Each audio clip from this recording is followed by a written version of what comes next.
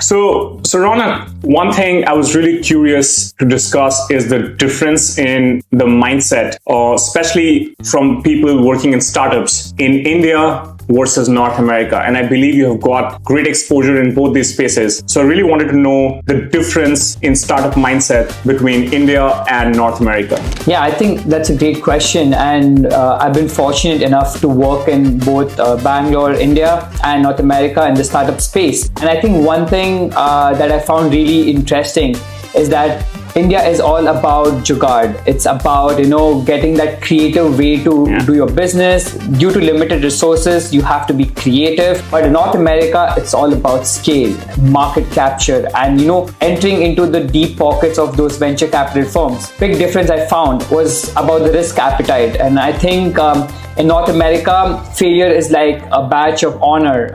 But in India, it's like a social weight.